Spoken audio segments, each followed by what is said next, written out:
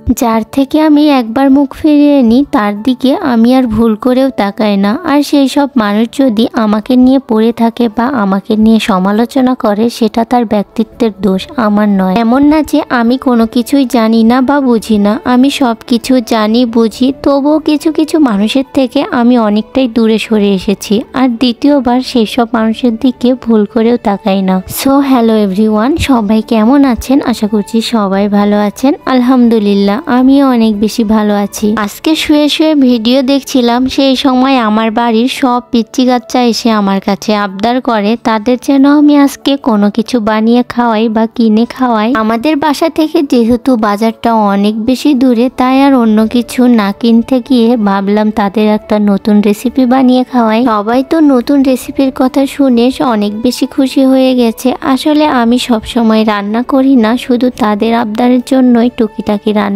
করতে হয়। মাঝে মাঝে তাদের কিছু বানিয়ে খাওয়াই বা রান্না করে খাওয়াই, এটাই তাদের নাকি অনেক বেশি মজা লাগে। আমি তেমন বেশি রান্না পারি না, কিন্তু তাদের জন্য আমাকে মাঝে মাঝে রান্না করতেই হয়। ওরা যদি আবদার করে, সেই আবদারটা পূরণ না করতে পারলে আমার কেমন জানি মনের মধ্যে অনেক বেশি খারাপ লাগে। তাই চেষ্টা করি যেভাবেই পারি তাদের ছোট ছোট আবদারগুলো পূরণ করার। পুরাটা দিন সবাই মিলে আমাকে অনেক বেশি জ্বালাতন করে আর আমার থেকে বকাও খায় অনেক। এইদিকে মাহি আমাকে বলছে তার নাকি অনেক বেশি নুডলস খেতে ইচ্ছা করছে, অন্য কিছু না বানিয়ে দিয়ে আমি যেন সবাইকে নুডলস রান্না করে খাওয়াই। কিন্তু বাড়িতে এক প্যাকেটও নুডলস ছিল না, তাই আমি বাড়িতেই বানিয়ে নিলাম নুডলস। জানি না ঠিক মতো বানাতে পারবো কিনা বা রান্নাটা শেষ পর্যন্ত খাওয়া যাবে কিনা, তবুও চেষ্টা করলাম সবার জন্য। এই যে এইদিকে আমি একা একা কষ্ট করছি আর আমার সামনে সবাই বসে থেকে অনেক বেশি গল্প করছিল। এই নুডলস গুলো বানাতেও অনেক বেশি সহজ, শুধুমাত্র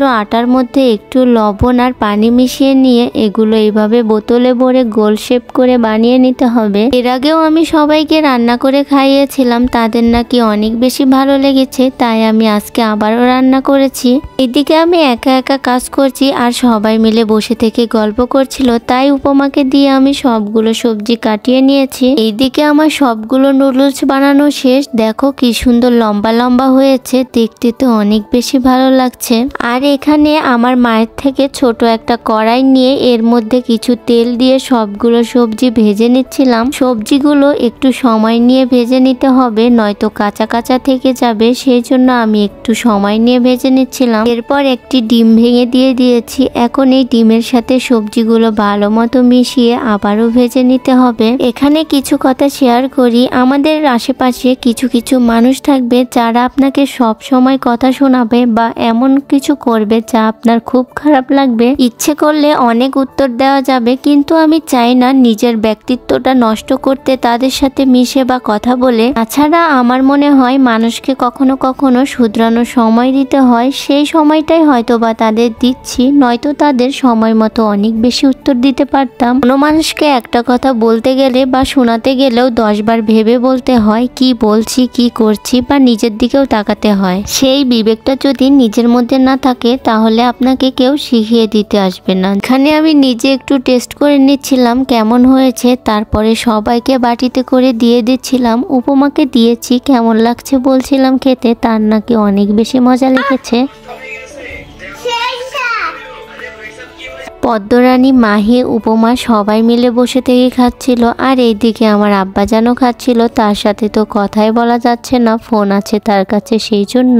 যাই হোক, আজকের ভিডিও আর বড় করছি না। সবাই ভালো থাকবেন, সুস্থ থাকবেন, আমার জন্য দোয়া করবেন। আল্লাহ হাফেজ।